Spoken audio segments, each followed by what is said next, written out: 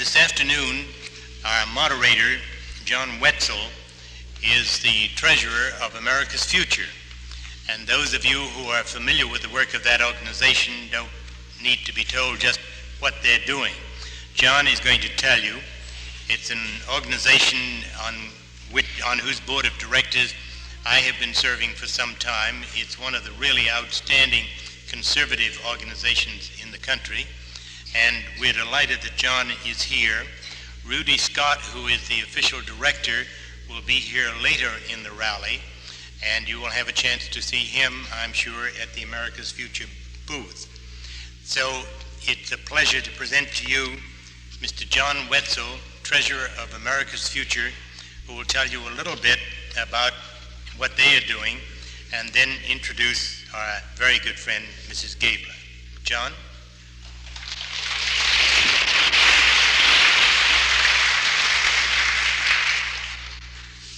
Thank you very much, Colonel Bunker, for this kind introduction. On behalf of all of us at America's Future, we certainly appreciate it. I'm also grateful for this opportunity to tell you a little bit more about the work of our organization. America's Future is now in its 27th year as a nonprofit educational organization dedicated to the American form of constitutional government, our free enterprise economy, in opposition to all forms of collectivism. We're trying to bring about a better appreciation of the principles which are the foundation stones of our free society. And in order to preserve and strengthen our freedoms, we also encourage public understanding of the duties and responsibilities of the individual citizens. This sounds like a big job, and it really is quite a job. And it needs to be done day in and day out in order to succeed. We try to reach as many people as possible with our messages, and one of our means is a weekly radio commentary over the mutual broadcasting system. In our programs, we comment on and interpret the news in the light of the needed restoration, the protection, and the preservation of the free American system. The radio program can now be heard over close to 400 stations in every state of the Union and is also on the air here in Boston. To reinforce the spoken with the written word, we always encourage listeners to write for free copies of our speeches. America's Future is also active in the publishing field. We have a weekly newsletter which is edited by Ms. Rosalie Gordon. It has now been published for 15 years. It is written from a solid pro-American viewpoint and emphasizes the importance of limited government and the public benefits of the free enterprise system. The America's Future newsletter is also one of the few conservative publications which is available free of charge on request to school and public libraries. And to reach interested young people, we also offer free subscriptions to the newsletter to all college students. Another of our activities is the publication of authoritative pamphlets and brochures on the great basic issues of our time. Always fully documented, these pamphlets cover such subjects as patriotism, schools and education, the dangers of unilateral disarmament, all aspects of communism, Red China, and the shortcomings of the United Nations, just to mention a few. We issue these pamphlets at the lowest possible cost. Many actually are available free of charge, in order to get them into as many hands as possible. There's never a charge for these publications to students or teachers who request them for classroom use. Books always have played a dominant role in the never-ending battle for men's minds. Again, to reach young people, America's Future has distributed hundreds of thousands of books to school and college libraries on a number of subjects, including the United States Constitution, communism, and labor relations. We're especially proud of our most recent project in which we presented 35,000 copies of Captain Eddie Rickenbacker's life story to every high school and college library in the United States.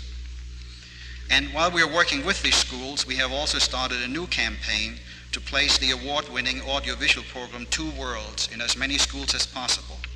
The Two Worlds program, incidentally, can be seen here at the rally.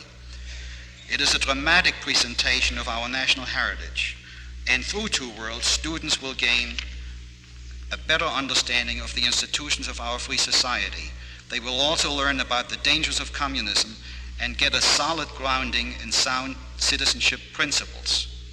As of this date, America's Future has received more than 1,500 written requests from high schools across the nation for the Two Worlds program. All we need to do now is to get the money to put the program into all of these schools, but we're working on that. The topic of this afternoon's discussion is textbooks and what we as parents and taxpayers can do to make sure that our schools use the best books available. Our organization has also been active in the textbook field. We have a textbook evaluation project, which is in many ways a unique service. Through it, we try to review the majority of the social science texts that are in use in the nation's high schools. We have a distinguished panel of educators who do the actual reviewing for us, including Professor E. Merrill Root, Dr. Russell Kirk, Dr. Anthony Buscarin, Dr. A.H. Hobbs of the University of Pennsylvania, just to mention a few names. Each of the texts which these men review for us is covered in order to establish its quality as a teaching tool. We also check the accuracy with which each book portrays our form of government, our history, and our national traditions. All reports are fully documented and available free of charge to educators, school board members, civic organizations, and of course parents. We have reviewed almost 600 books thus far, and I think the real good news is that not all textbooks are biased or bad. There are good books around, and the problem as we see it is to find them and to encourage our schools to use them. I want to thank you for this opportunity to tell you about our work. If you would like to have some samples of what we have available, please stop in and see us. We have sample reviews, newsletters, and explanatory folders. Now to come to the major event of the afternoon, it gives me great pleasure to introduce the feature speaker, Mrs. Mel F. Gabler of Longview, Texas. I've known Mrs. Gabler for many, many years. We have exchanged correspondence. We've worked together in various campaigns involving textbooks. And I know that she has been fighting hard for 12 years to give our children and teachers better school subject matter, because students become what they are taught in the final analysis. Mrs. Gabler also would qualify as an authority on textbook content, and I know that she has received requests for information on textbooks from practically every state in our nation, and also from several foreign countries.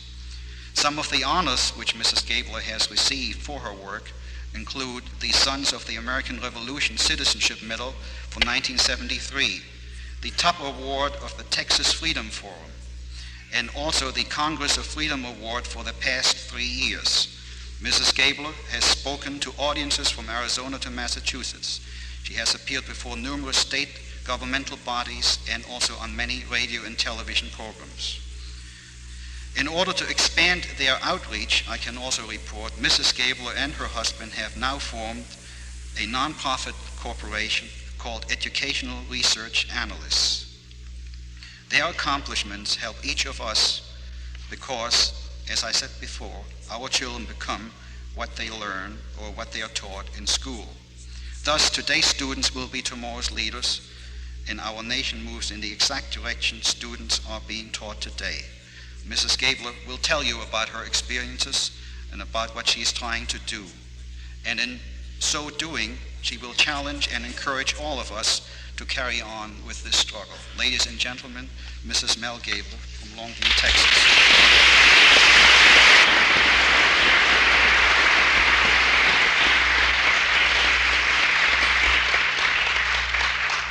Thank you, Mr. Wetzel and Ms. McKinney and Colonel Bunker and friends of the rally. Aren't you glad to be here?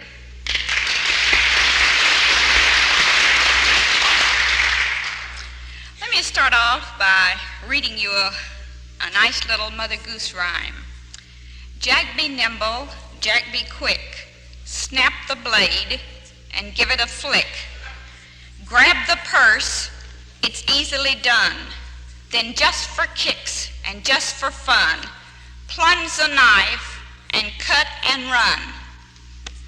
That is the new little Mother Goose been found in the libraries in Texas. How about your state? And just in case the child can't read, pictures speak for themselves. There's the knife and then the open knife with the blade. And then you say there's nothing wrong with textbooks? Let me tell you what I've learned this last year in Texas. How many of you heard me last year? I'll try to give you a whole new set of textbooks to chew on this year. I learned, first, Marilyn Monroe is now considered the mother of our country. Number two, it is more important for a child to learn to apply for welfare than it is for him to apply for a job at the age of 14. Another thing I learned is that you can curse prayerfully. Another thing is textbooks can have too many facts and too much knowledge. Now, I would say that you probably think that I'm kidding you. Let me real quickly, in the time that I have, lay a little bit out for you. First, about Marilyn Monroe. Now, here in Texas, and I will when I use Texas, is because the state of Texas gives the citizen and a parent the right and the privilege to review textbooks as they come up for adoption. In Texas, we adopt books a year in advance. Do you know if your state has state adoptions? Then why don't you become involved? After 12 years, I can tell you one thing. They do listen to us. Now, it takes work, and it takes hard work. I say it takes guts, because one of the publishers one time asked me, said, Mrs. Gabler, you don't scare very easily. I said, why should I be afraid? I really didn't know what I should be afraid of. Because you see, I happen to believe that as a citizen of the state of Texas, and as a citizen of this nation, and as a parent, that I have a right to my child's mind. My child doesn't belong to the state, does yours? Then why don't we demand our rights? When you go home, I challenge you, find out if your state has state adoptions. If they don't, demand that they do.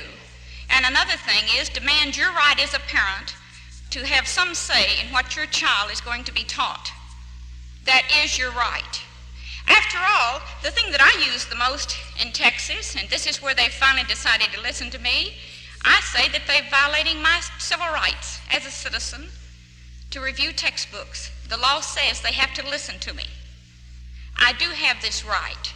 Now, it takes hard work, but after 12 years of hard work in Texas, I have now been asked by the publisher, Mrs. Gabler, please get off of my back. And I said, what do you mean? He says, leave my textbooks alone. He says, do you realize that you have ruined my sales in Texas for the past 3 years?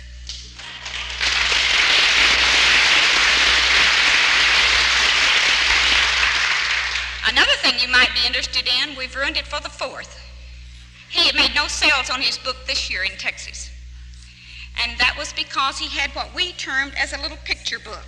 Now, I know back there, but come by our booth a little later and let me show you the book. This is the Aline and Bacon's History Book for High School, Volume 2. Now, you wouldn't believe, but this is a full year course of study for high school. Now, we termed it the picture books. I don't know if you can see it, but these are the new turned-on history books. I mentioned before that they did not want books that gave fact and knowledge. Main thing that the committee used to choose their books this year, they wanted books that turned the students on. Well, I guess they presumed these turned the students on. These are your turned-on history books.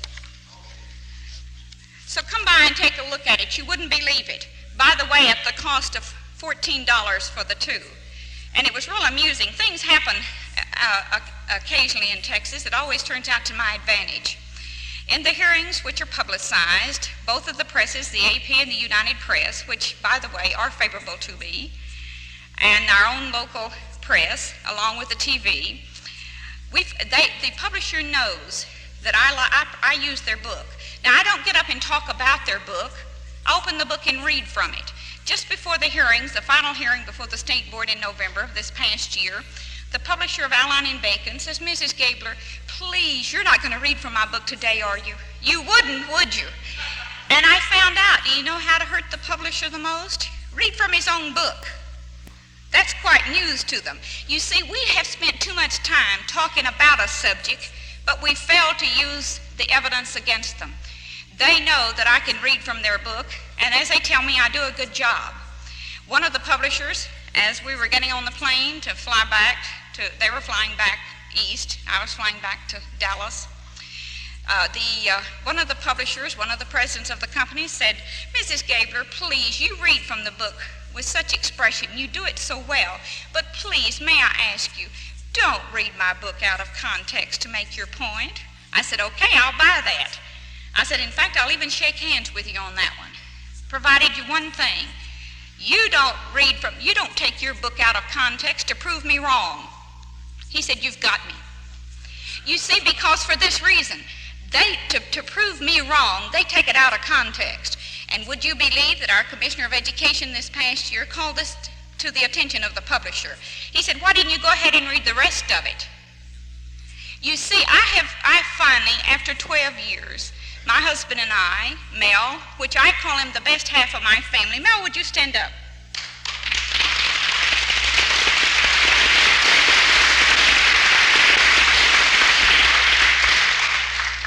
Because for you women that are here, you moms, I tell you, we're going to have a battle that I don't know if we're going to be able to win unless you're willing to fight. Because the Women's Lib in Texas this year, they were very active, and they intend to win. They're demanding that there will be no picture that shows a little girl holding a doll, any picture that shows a woman in the role of a housewife and mother, that they're to be deleted from all the textbooks, and they're going to win. They're even going further than that, because a friend of mine attended one of the seminars, and they're setting their plans of what they intend to get. They're even, HEW will work with them, and as they go around to the schools and they feel there's discrimination on sex, against sex, they will withhold funds from the schools. So you see, they play to win. That means you and I are going to have to work harder. I don't intend to let them. They don't speak for me. Do they speak for you? Well, then why don't we do something about it?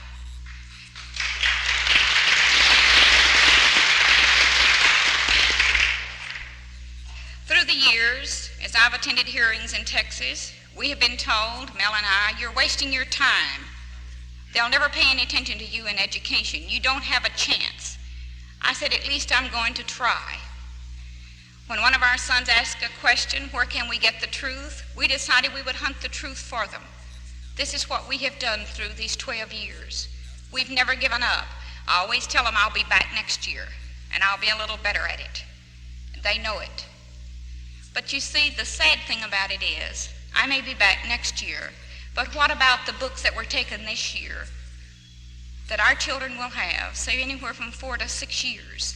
This is something that hurts me, because you see, each day that a child has a textbook in his hands, his mind is being molded, his values are being changed. We cannot allow this in this great nation. I personally believe, after 12 years of researching and reviewing textbooks, that if we would change the textbook that is given to our children, we would change a nation. And that's going to be the only thing. We are sitting back while those who would destroy this land, we are allowing them to tell our children there's nothing good about America. I happen to say that is not true. I've traveled this year in Denver to the mountains, out in New Mexico, walked in the white sands, saw the moon come up, and then had breakfast on the mountains in Cloudcroft, New Mexico. Saw your beautiful New England coastline this week. I say we have so much to be so proud of, and yet we allow our youth to be told there's nothing good about America. Why do we do this? What happens to the parents in this country? You are a parent. You have a right to the mind of your child. And if you don't fight for him, nobody else is going to. You're held responsible for your child, nobody else. And yet we're sitting back, we have through these years, and let the state tell us what our child will be taught in school. This is wrong. Anytime that a fifth grade student can be given 7.5 pages for Marilyn Monroe and only a mention of George Washington, there has to be something wrong. You laugh at that.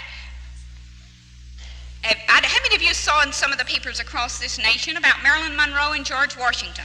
It was in almost all the newspapers across this country.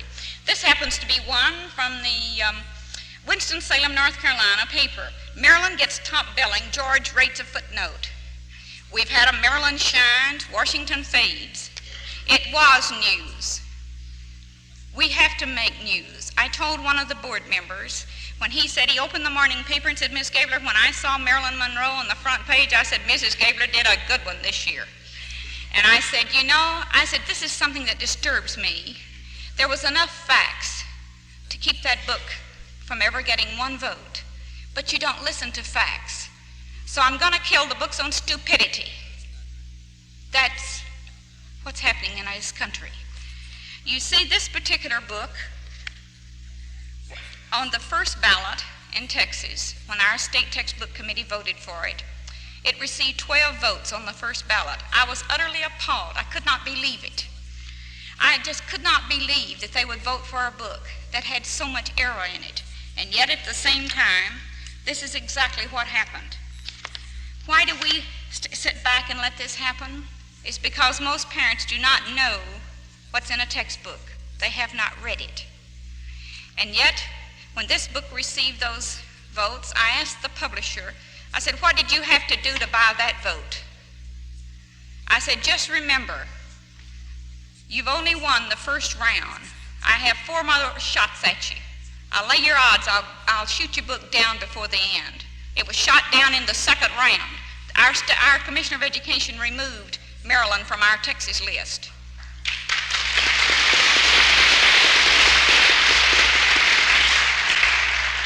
The publisher, as soon as the vote was taken, he ran over there and the representative said, Mrs. Gabler says, now wait a minute.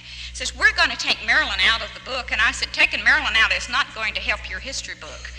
He said, yeah, but we're going to make some other changes. But they didn't take Maryland out. I talked to him recently and it's still in there. This was submitted in Texas by Macmillan. It's submitted in most of the states under Benzinger. It's called Search for Freedom for 5th grade. This little history book, let me just read you one other little point. This is on Thoreau. The first place, it said Thoreau, today Thoreau is a hero of all the American young people. I did not know this. He is not the usual kind of a hero. In his lifetime, he fought no duels, killed no Indians, explored no new lands. While he lived, only 2 of his books were printed, and he made no money from either. He never married, never held a steady job. Now, I'm telling you, this is for 5th grade students. When he did work, it was only long enough to buy himself clothing. Thoreau was willing to break the law, and I'm quoting from the book. He was willing to be locked up in jail. Really, he was trying to show others that if enough people did not obey the law, then the government could not work for 5th grade. The government would stop. There would be a revolution, but without bloodshed. One man had to have enough courage to be the first to go to jail. It goes on to tell 5th grade students that he was willing to break the law. He only obeyed laws that he thought was right. This to be in the hands of 5th grade students. So watch for it when it comes to your state. At the end of the chapter on Maryland, it asks, do you remember what problems did Marilyn have in her marriage to Arthur Miller? What did she seem to enjoy most about being his wife? For 5th grade students. By the way, this same publisher told me that he could not just say, I didn't say that he even had to have a prayer. I only asked why he could not say that Benjamin Franklin asked for prayer when they were writing the Constitution. No, he said that that would be violating the law. And I said in the hearings I had quite a lot of fun with that, because I said it seems strange to me you couldn't even say a man asked for prayer, and yet you elevated men such as Cesar Chavez, Martin Luther King, John Brown, and one other one, elevated them to Christ. They were Christ-like. And it goes on to explain this, and yet you could not say a man asked for prayer here in America. This book is not on the list for Texas. By the way, Marilyn Monroe is still making the news. The publisher wrote me recently and said, Mrs. Gabler, why are you still fighting my book? And I said, I'm not. It's been a year. He said, well, it's still editorials about my paper. It's in the Canadian paper. It even made Playboy magazine. And yet, Marilyn Monroe is news for 5th grade.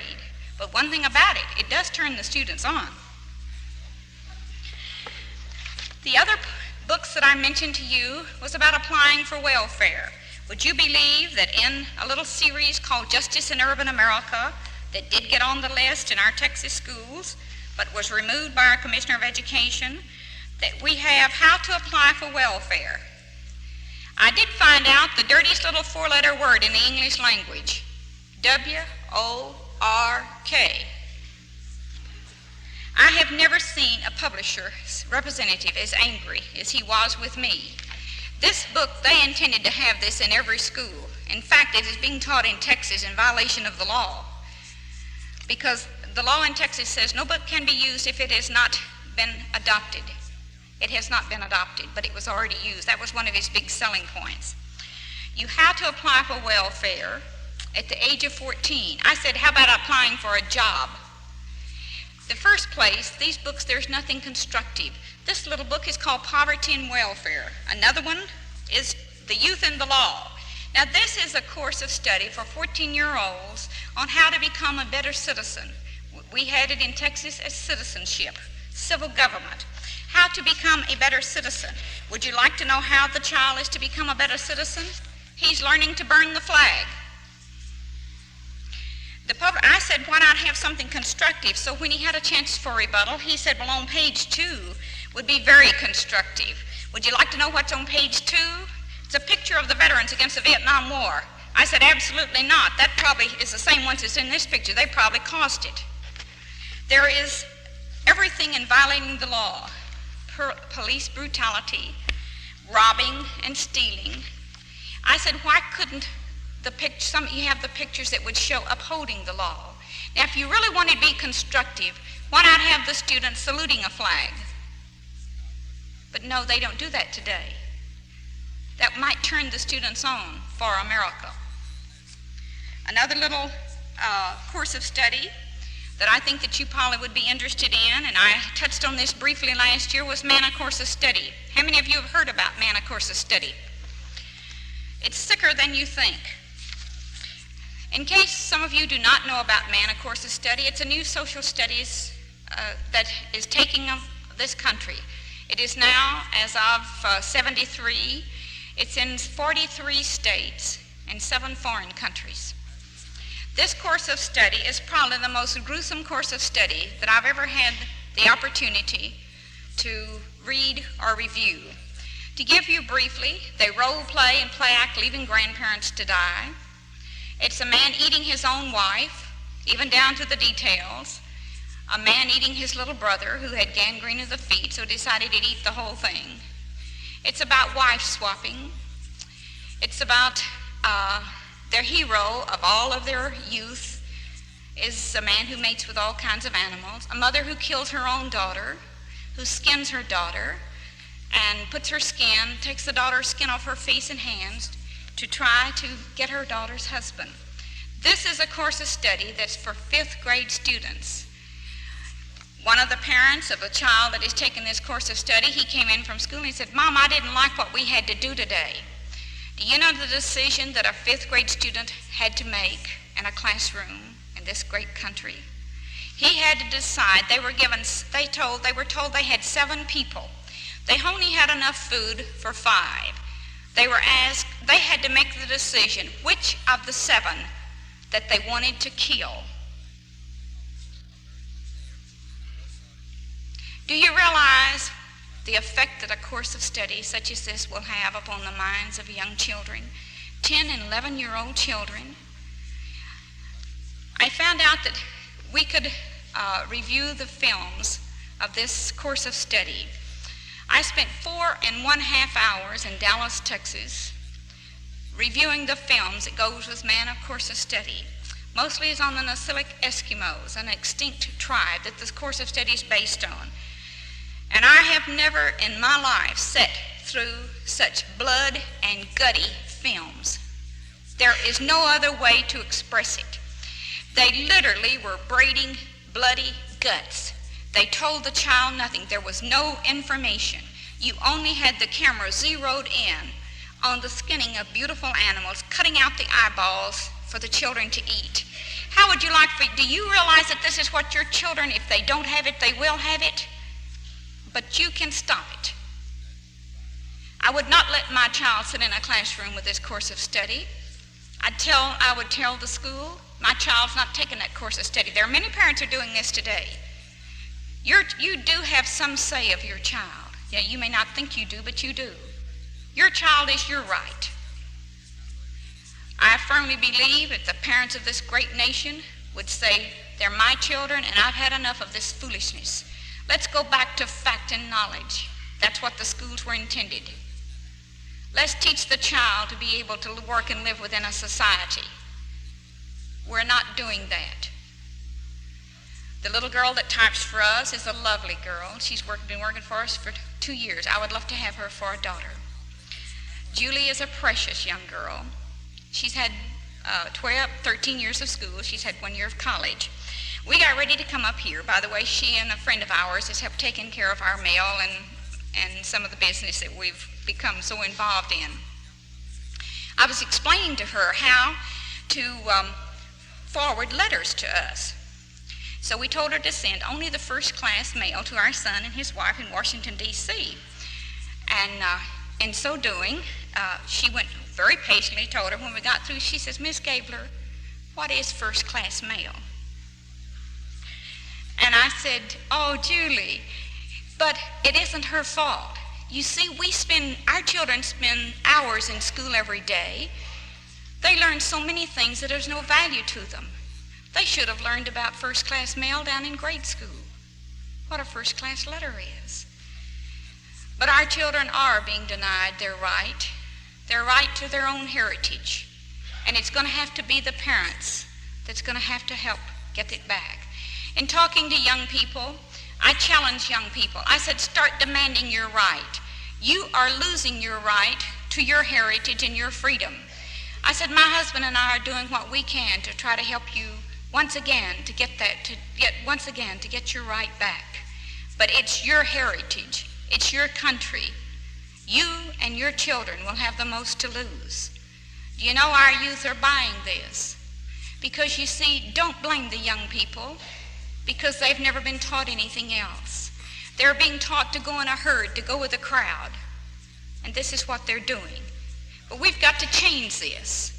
Let's give our children once again the opportunity and the privilege to once again know about their country.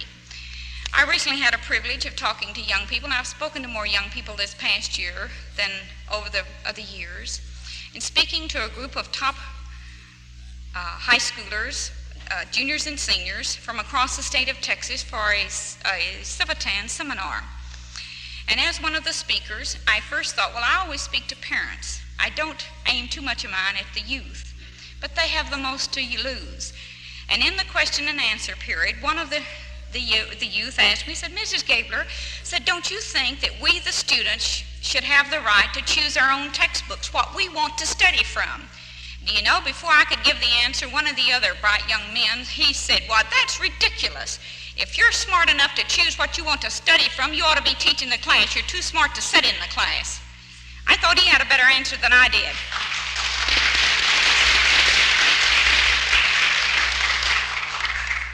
I found in talking with our youth, they are frustrated and they are concerned. They have been left in a vacuum because, you see, our textbooks to date spend the time telling what's wrong with America, but they forget to tell them what's right with America. Now, there were some good books, but we didn't get the good books in Texas because, as I say, they didn't turn the student on. One of the little books, and to my surprise, was called This Is Your Heritage, America the Beautiful. Now, I don't really buy this. The publisher's representative told me that he traveled to the East where the books are being written, and He said he came up here and said, now in Texas we need a book that has patriotism. Mrs. Gabler gives us a hard time in Texas, so let's put out a book that at least she could at least get up and say there's something good. Now we cannot promote a book, but at least we can condemn the book. This book would really amaze you. It's like taking a trip across America. The pictures are beautiful. It tells about America as it really is. Not everything good, but it tells what it could be. Let me read you one thing, and I think you'll be surprised. This is called patriotism. P is for proud. Proud of the heritage that has been carved out of history and passed along to you to nourish and to protect. Alert to anything that threatens to take away your rights or the rights of other American citizens. T is for trust.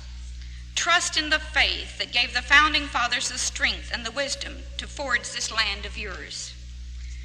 R for resolute. Resolute in your refusal to trade your freedoms for some fleeting promises or some easy answers. I is to be informed on the important issues of the day so that someday you can exercise your precious voting rights. O is for outraged. Outraged at any injustice that doesn't agree with the basic idea of dignity and equality of men. T is for truthful. Truthful in your relationships with others, for truth is the cornerstone of democracy. I is for involved. Involved in understanding the issues pertaining to your government. Your voice will someday help to shape America's future. S is for sacrifice. Sacrificing when sacrifice is called for. Sure in the knowledge that the good of the nation far transcends any individual wants. M is for moral. Moral in your deeds and judgment. For without morality, any triumph is hollow, a meaningless thing. That is in a little 5th grade history book that was submitted for Texas this year.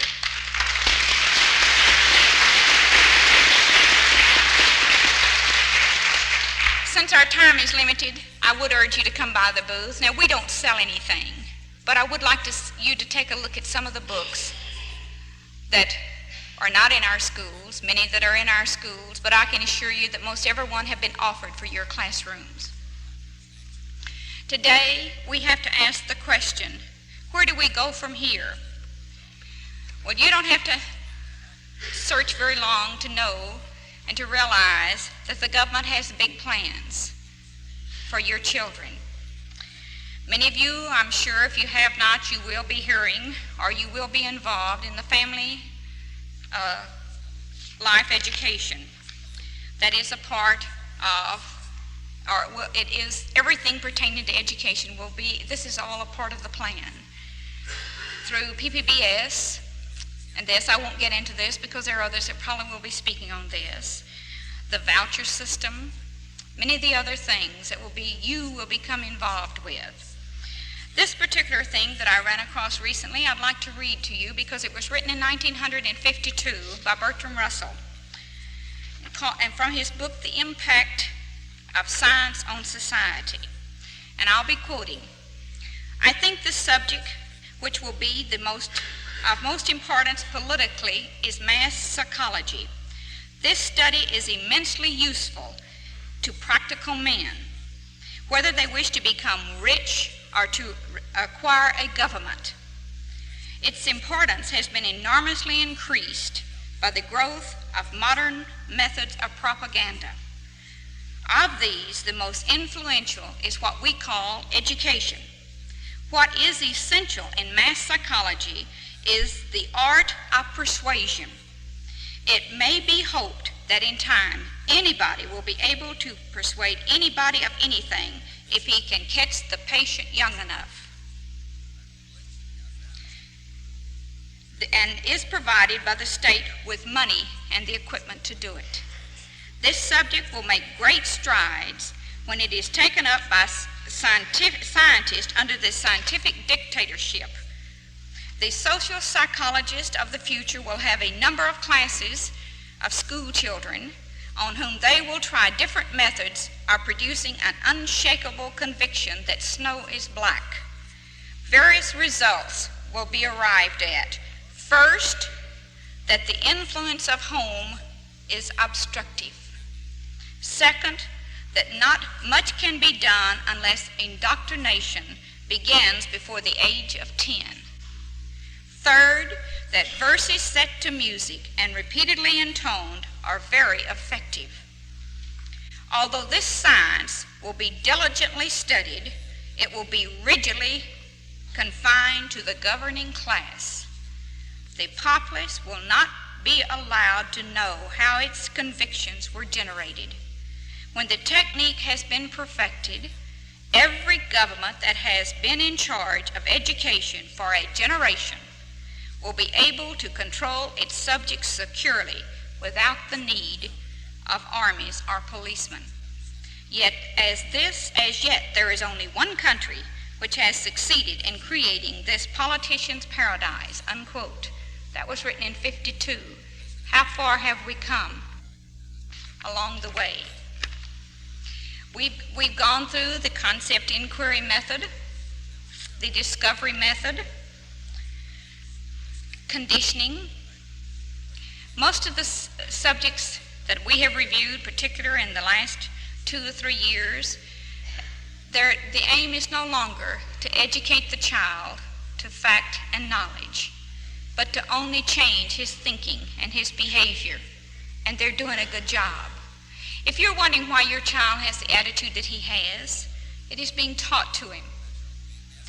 Now, many of you would think, well, for instance, one of the little social studies books that we reviewed, Silver Burdett's series on man and society for 5th grade. This is on the values. What are your values? And there are good points. In the student's book, 1, it is important to work hard so you can make something of yourself. Agreed. Every person, no matter who he is, should be treated with the same fairness as other persons. Number 3, you should always be a good sport and never be a bad loser. You should tell the truth at all times. Now, if you opened your child's book and saw that, well, you'd think, well, that's good, that's great, they're teaching my children good values.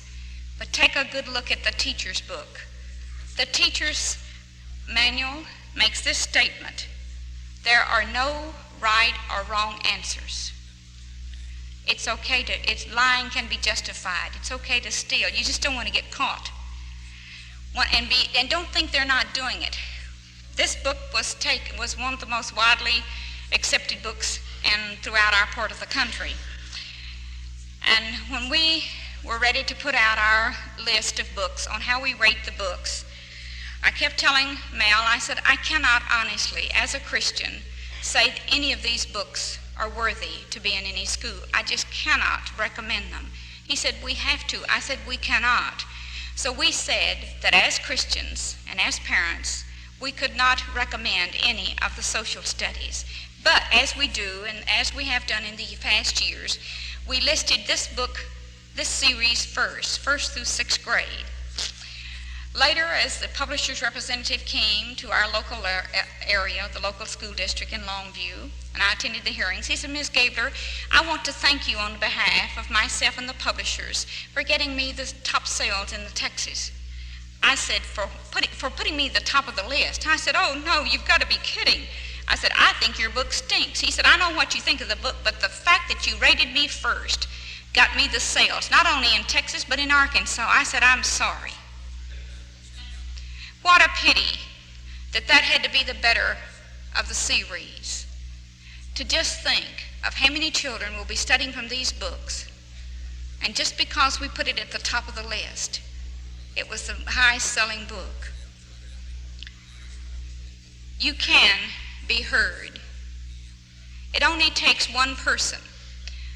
And if you have never been involved before, I challenge you, become involved. As I've been telling groups that I've spoken to throughout this last year, there's not a person in this room, and it goes more so with you, because I know many of you. Those that I don't, I know that you're brilliant young people. All it takes in Texas is to be able to read one book, There is nobody in this audience that could not read at least one book. Start with one. Start with yourself. Don't let anyone say that you can't. Everybody is one person. Everybody has at least one talent. Why don't you use it? In Texas, I'm urging the parents to at least read one book, 2 or 3. Turn in the review and go to Austin. I'm convinced if we had 50 to 100 parents in Austin, we'd no longer have the books that we have today.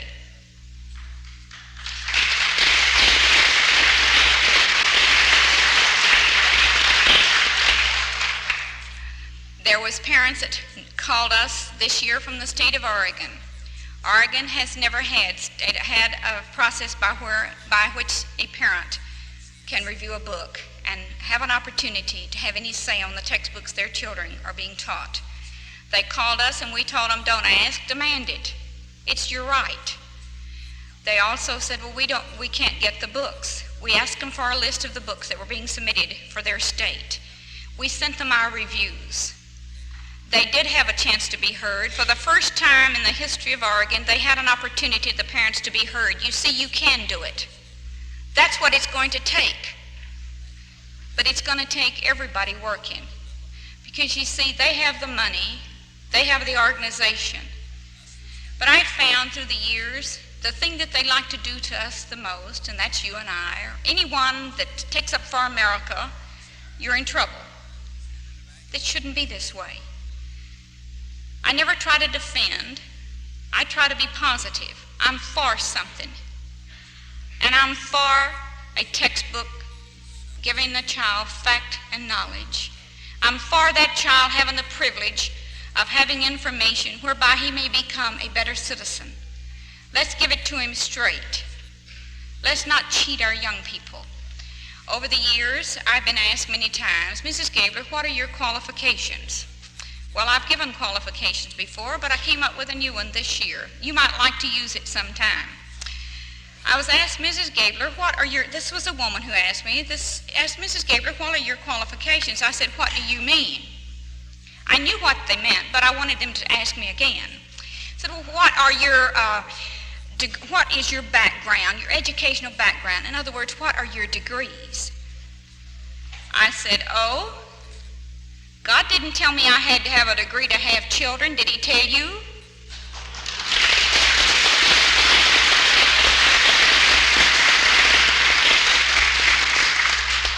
Believe me, they won't ask you again. Another point that I have found in the hearings in Austin, after 12 years, you have to learn something. Our younger son one time said, Mother, you're beginning to think just like the liberal publishers. You have to think like them, and you have to be about 3 jumps ahead. I've told them they're going to have to come up with a whole new language because I've learned all of theirs. Use it against them. The Associated Press sent one of their reporters out to our house here this last year to do a story. And so I called our Mr. Hopkins of our paper and asked him if he was legitimate, because I wanted to be sure I knew who I was talking to. Not that I minded talking to him, but I just wanted to know if he was for real. And so when he came to the house, he had covered the Washington Bureau of the News for Associated Press for 8 years. So I knew that he was out to cut me, but that didn't hurt. I asked him, I said, would you, Mr. Hickerson, would you do me the favor? Would you let me have 15 minutes to tell you why I'm concerned and show you why I'm concerned, and also tell you and show you where the law gives me the right to do what I'm doing? And that 15 minutes, I gave him an education. I took him through Maycoast, through the Marilyn Monroe, through the burning of the flag. Now, he didn't have any children. And he was absolutely appalled. When he finished, it was 3.5 hours later, he said, Miss Gabler, I'm sorry, I have to go. Now, he was looking at the books. After you once get started, it's pretty hard to lay them down. When he got through, he said, Mrs. Gabler, he said, what would you consider yourself? Now, I knew what he was after. And I said, what do you mean? He said, well, you consider yourself a liberal or a conservative. I said, oh, well, a conservative by all means, but, and say it real fast before he can ask the next question. In other words, you jumped the gun. I said, what is your definition of a conservative. And I said, why did you ask me that? He said, well, he said, something I do not understand. I've always considered myself a very liberal man. But he said, I find myself in complete agreement with you, and I don't understand it. And I said, yes, I can tell you why. And you may not look at it this way, but I have found the answer. The reason the liberal and the conservative are so far apart is because the liberal has like a wall between you and him. In other words, he has a closed mind. He listens to nothing you have to say because he doesn't think you're all right anyway. The other thing is this. With that wall he's drawn, he never has had the opportunity to know what the truth really is. You see, we're not that far apart. You just have to have the opportunity if they will just listen to you. And yet they're the ones that think that they have the open mind. I tell you, a liberal has the most closed mind of anybody I have ever been pitted against.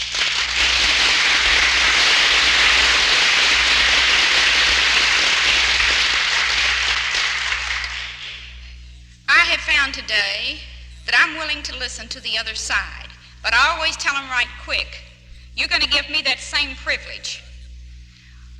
We've lived to see the day in 12 years, Mel and I, and we feel as Christians, God has given us this talent, and we're using it for him and for no other reason. They will not believe that we're willing to work and not be paid. You're up to something.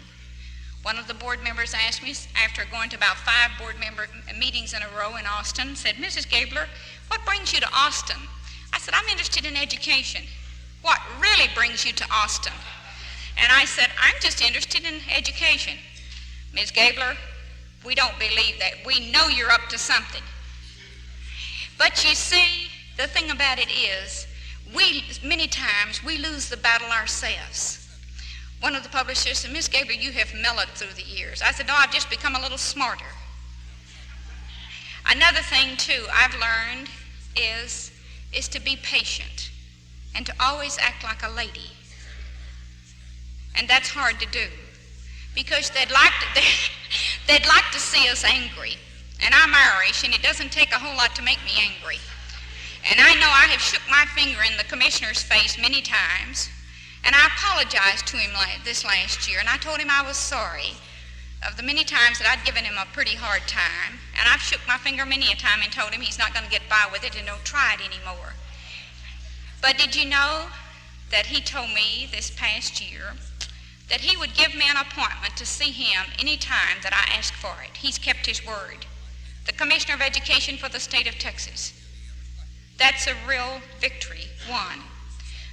The publishers, there are 3 of the publishers, or one of them particularly in November, said, Mrs. Gabler, I think we're going to have to start consulting with you before we submit our books for Texas.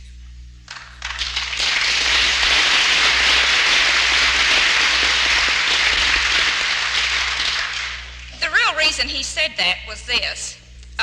During the hearings in November, the publishers were very shaky by this time, and this particular publisher on the economics book, he got up and he said, I just want this board to know, and he held up his book, that my publishers made all the changes that Mrs. Gabler and the agency asked for.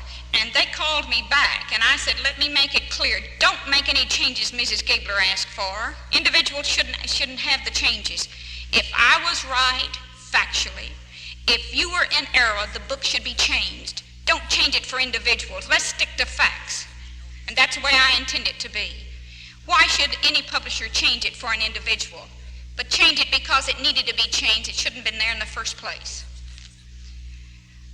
One of the publishers asked me, he said, Mrs. Gabler, you didn't read my readers this year. By the way, there were 400 and some odd books submitted by the publisher in Texas this year. Of that, we finally adopted 123. There are 2 of us. We read about 60 books. Do you see how many we didn't get to read? It does make a difference when you turn in reviews in Texas. They do listen to us, but only because we never give up. Don't let someone say you can't do something. How do you know you can't do it till you've tried? It was real amusing in November, we tried to get many of the people that had been saying that the Gablers weren't doing it right, maybe we weren't doing this or that. So we sent information of how they too could become involved. They spent their summer in Colorado. Well, that's fine. So in November, the little mom came to Austin, and she sat at the dinner table telling me where all I was wrong, what we didn't do right, what we should have done. So after she finished, I said, "What did you do this year? Don't criticize me until you've done something. At least we're doing something. This is what we must do. Do what you feel that you have a talent for doing. And believe me, you can read a book. The only way we're going to stop the trend in this nation is to start changing the textbooks that our children are bringing home. Now, I know they're going into paperback books, and it's not going to be easy. But at the same time, you have the right to see the program and see what is planned for your child to be taught. Now, we're no longer going to teach fact and knowledge, so this is going to be a difficult thing. But we as parents can do something. I believe that as two people, Mel and I have proven, at least in Texas, that parents can change things. Now, it takes work, but I happen to believe that nothing that's worthwhile is easy. I don't believe you can get something for nothing. This is what we have found through the years.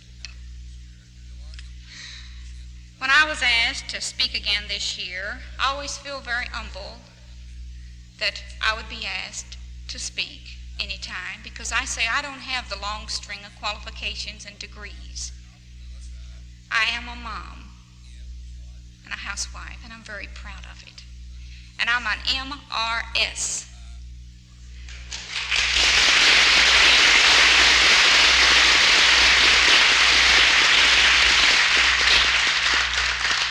Now, you here, until you've been pitted with the women's lib, don't really know what that means.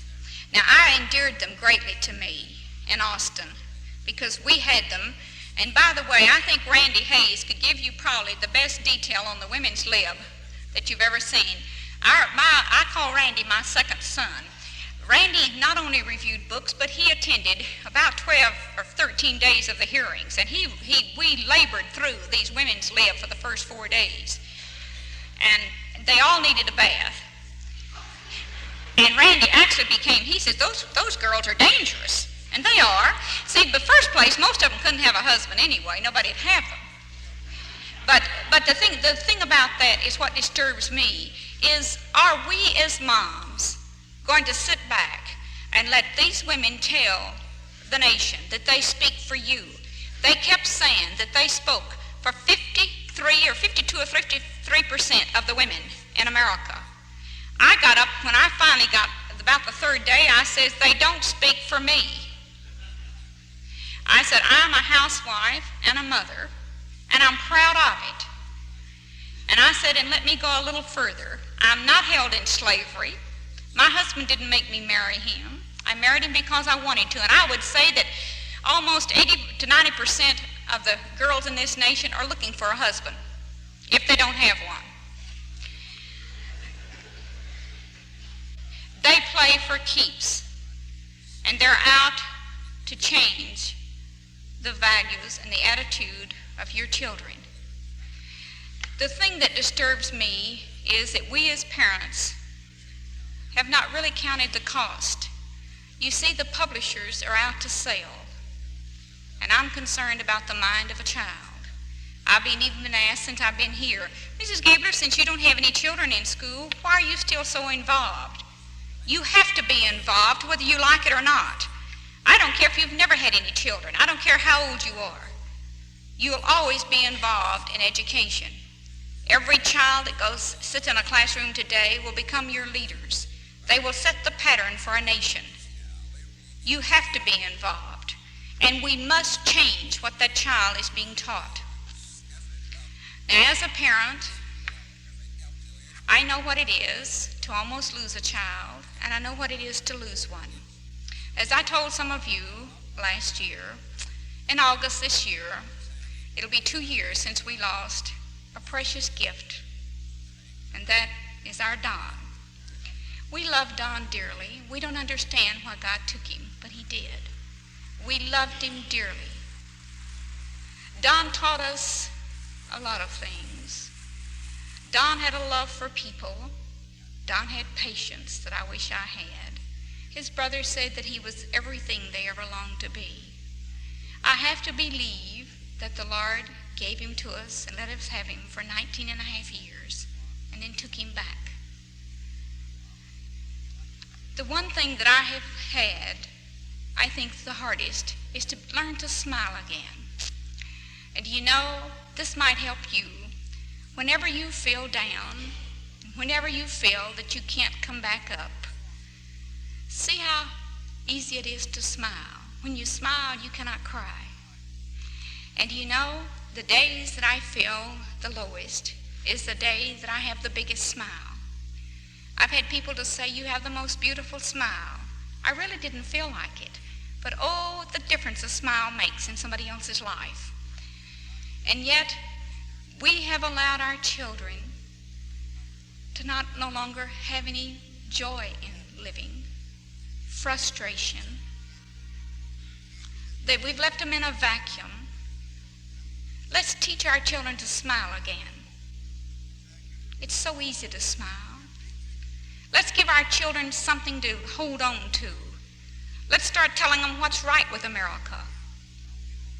There will have to be you and I. Don't leave our children in a vacuum.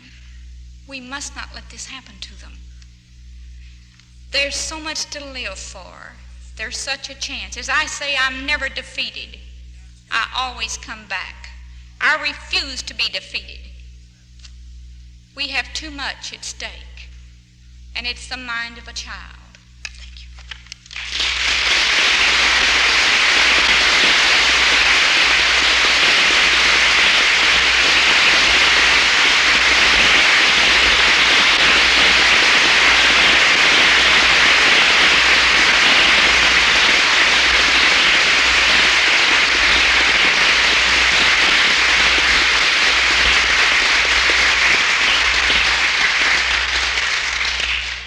Thank you very much, Mrs. Gabler, for this very challenging presentation.